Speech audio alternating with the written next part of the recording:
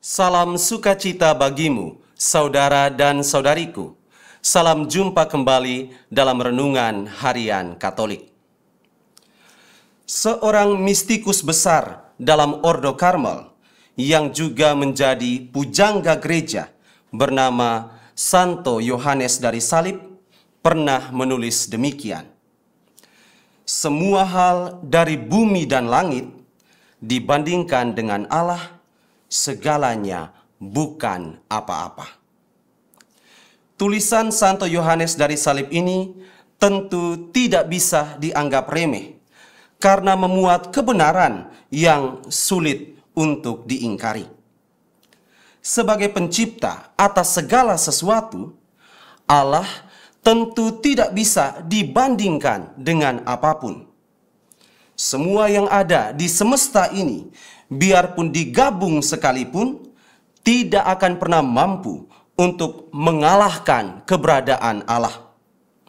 Allah tetap berada di atas segalanya, dan segalanya menjadi tidak berarti jika tanpa Allah. Maka, ajaran Santo Yohanes dari Salib ini sering dikenal dengan istilah todo ye nada, yang berarti segala dan tiada. Untuk bisa mendapatkan segalanya yang ada dalam Allah, jiwa harus bebas atau menjadi tiada dari segala keterikatan. Saudara dan saudariku, mengikuti Yesus adalah contoh yang paling konkret dalam penghayatan semangat todo ye nada.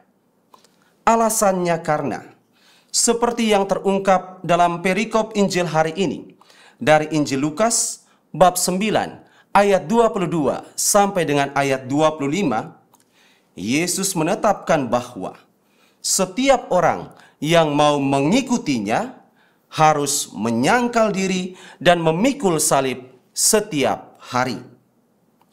Kedua hal ini memiliki semangat todo ye nada, karena di dalam usaha untuk melaksanakannya, siapapun yang ingin mengikuti Yesus harus membebaskan dirinya dari segala kelekatan dan mengikatkan dirinya hanya kepada Yesus. Para pengikut Yesus adalah mereka yang mau meninggalkan apapun agar bisa memiliki Yesus seutuhnya. Adapun untuk makin memahami dua hal tadi, yakni menyangkal diri dan memikul salib, marilah kini kita coba membahasnya satu persatu. Pertama, menyangkal diri. Penyangkalan diri adalah suatu bentuk purifikasi atau pemurnian diri yang menyertakan keseriusan untuk berani melepaskan diri dari semua simpul keinginan yang sama sekali tidak sesuai dengan kehendak Allah. Purifikasi ini memang akan terasa tidak menyenangkan karena ada nilai pengorbanan yang harus dipenuhi di dalam prosesnya. Ada rasa sakit yang harus dialami dari waktu ke waktu. Namun, bagi orang yang telah berhasil menyangkal diri, ia akan menjadi sosok yang lebih peka dalam menanggapi panggilan untuk mengikuti Yesus. Kepekaan demikian bisa dimilikinya karena purifikasi diri telah menyadarkannya bahwa segala yang ia miliki saat ini ternyata cuma sarana untuk mendekati Allah.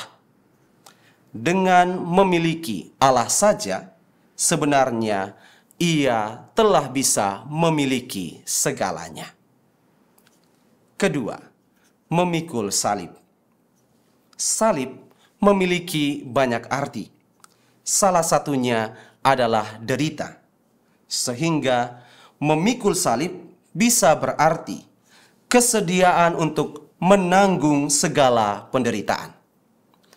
untuk menjadi pengikut Yesus, memikul salib harus dipatuhi, karena biarpun tujuan Yesus datang ke tengah dunia adalah untuk menyelamatkan manusia, ternyata tidak semua orang mau menerima Yesus dengan tulus. Ada orang-orang tertentu yang meragukan kuasa Yesus dan bahkan menghendaki kematiannya, karena kehadiran Yesus telah merusak bangunan kemapanan dirinya yang telah lama ia usahakan. Maka siapapun yang berniat untuk mengikuti Yesus harus berani menerima konsekuensi ini. Ia tidak boleh takut jika dirinya dihadapkan dengan banyak tantangan yang menguji komitmen kesetiaannya kepada Yesus. Penderitaan seorang pengikut Yesus adalah suatu bagian dari perjalanan untuk memiliki Allah sebagai yang utama di atas segalanya.